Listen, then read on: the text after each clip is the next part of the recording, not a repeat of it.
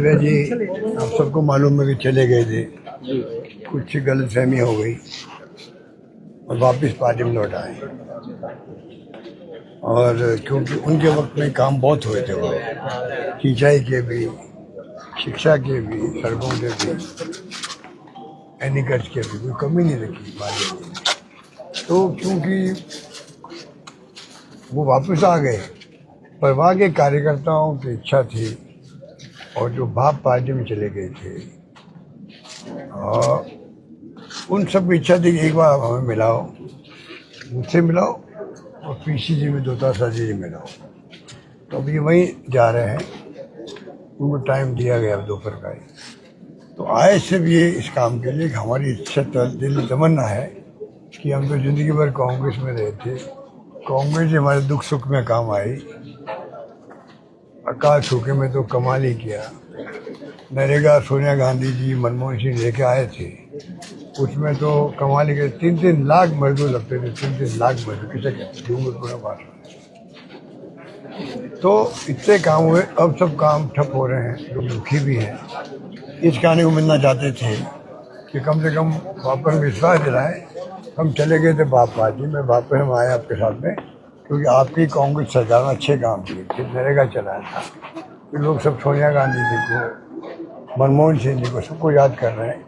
अब क्या होगा हमारा, 1 जुलाई से काम बंद हो गए नरेगा के। तो ये तमाम उनकी भावनाएं थी, तो हमने उसी समझा भाई चलो इनकी भावना है तो मैं भी सुन लूँ क्या कह रहे हैं, क्या कहना चाहते हैं। अच्छा लगा मुझे, अच्छी मीटिंग हुई और मुझे उम्मीद है कि बाप पार्टी जो बन तो गई है, उसका फ़ायदा उनको नहीं मिल रहा, वो नुकसान कर रहे हैं कांग्रेस पार्टी। फ़ायदा मिल रहा बीजेपी को, वो खड़े होते हैं तो ट्रायंगुलर फाइट हो जाती है, तो उसमें फ़ायदा बीजेपी को मिलता है। तो कम से कम बीजेपी जैसी पार्टी, जो फासिस्टी पार्टी, लोकतंत्र ख़त्म कर रही है देश के अंदर।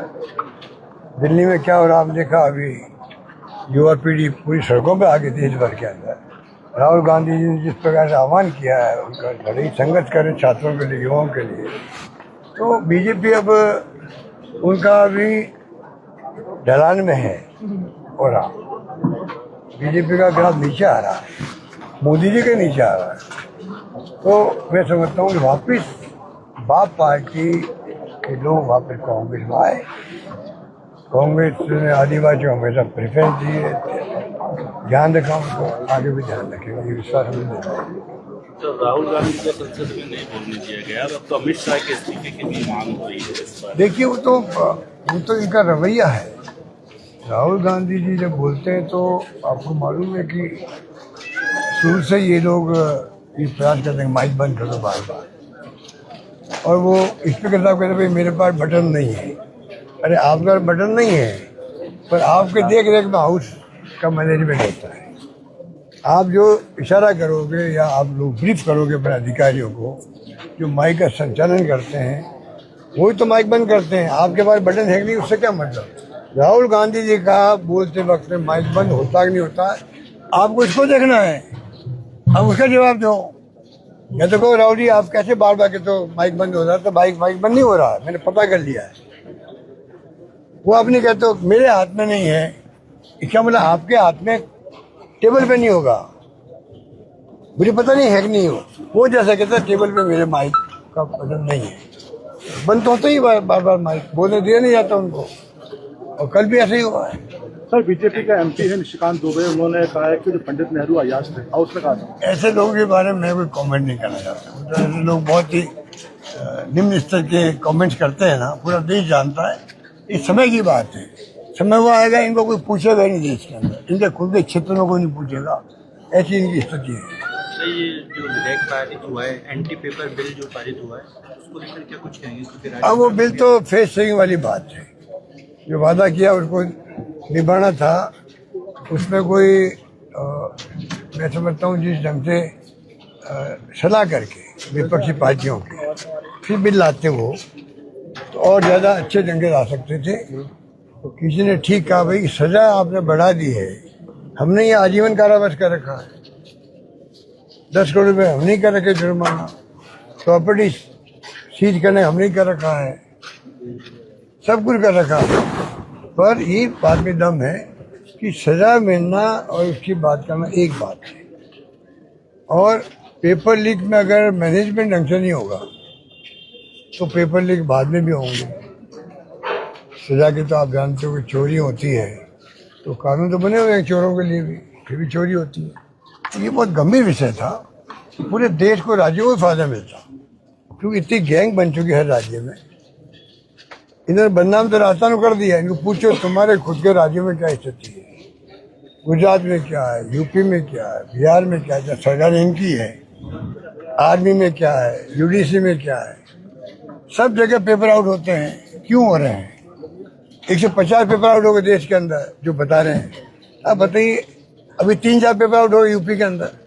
तो इनको चुनाव जीतना था तो इसलिए इन्होंने ये बातें कर दी, तो कोई दम नहीं था। हमने तो बाकायदा वापस प्रक्रिया पूरी करी, नौकरी लगा दी बच्चों की। अब नौकरी अटकी पड़ी है इनकी, लग नहीं रही है।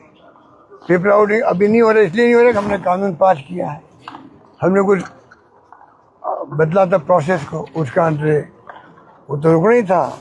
पर ये क्या श्रेय ले रहे उसका? इनको पूछो आपने क्या किया, आपका OMR सीट जो है उसका जो पकड़े गए आपने, उनको जमानत हो गई, उनकी परवाह नहीं करी आपने, उसका कोई जवाब दे नहीं रहे लोग।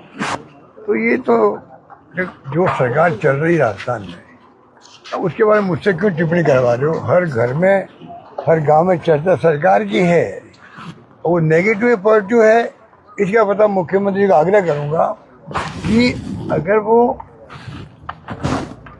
ऐसी स्थिति रही बनी रही कुशासन की, नुकसान पब्लिक को है। हम चाहते हैं आप सुशासन दो, 5 साल राज करो, हमें एतराज नहीं, तो सुशासन दोगे तो हमारा इंटरेस्ट आपकी सरकार में नहीं है।